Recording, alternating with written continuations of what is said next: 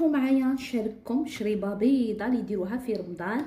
بسم الله ما شاء الله، بعصره تاع قارص ولا اروع. السلام عليكم، معكم حوريه كويزين في وصفه جديده واللي هي الشوربه بيضه. شريبه تاعنا يعني بويون سامبل، شريبه يعني مليحه راح نشاركها معكم اليوم. بسم الله نبداو المقادير. هنا عندنا المعدنوس، عندنا هنا ربع كاس ميم با تاع الزيت، عندنا هنا حبيبه بطاطا كبيره، عندنا حبه بصل، هنا عندنا الدجاج اللي يقعد لنا كي ديزوسينا الدجاجه، عندنا نص حبيبه تاع القارص، عندنا شويه تاع قرفه، عندنا فلفل الكحل، الملح، سكنجبير والزعفران وحبيبه بيض، وهنا عندنا الفيرميسال تاعنا. هنا الدجاج اللي يقعد لكم يعني كي ديزوسيو الدجاجه انا احتفظت به، هاوليك باش ندير به. نبداو هنا على بركه الله في القدره تاعنا، الطنجره تاعنا نحطوا الزيت، نديرو كلش بارد في بارد، نحطوا البطاطا تاعنا، نحطوا الدجاج تاعنا هكذا، نحطوا ما نقطعوهاش، نحطوها هكا باسكو راح نرحو كلش. نحطوا هاد الحبه تاع البصل تاعنا، نحطوا كميه من المعدنوس وشويه نخلوه يعني للتزيين، نحطوا الكميه اللي عندنا تاع الملح، فلفل الكحل والسكنجبير والزعفران والقرفه، ديروا عصره تاع قارص مليحه بهذه الطريقه،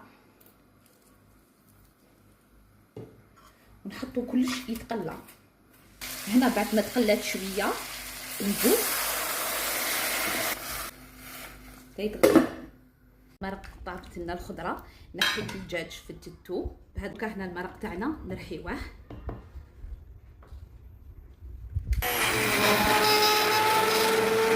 هنا بعد ما رحينا المرق تاعنا نجو هنا نحكموا الحبه تاع البيض تاعنا، هنا نحو لها البياض، نسحقوا غير الصفر، نحكموا الصفر، نجو هنا ونتقبوه هكذا باش يحبط لنا.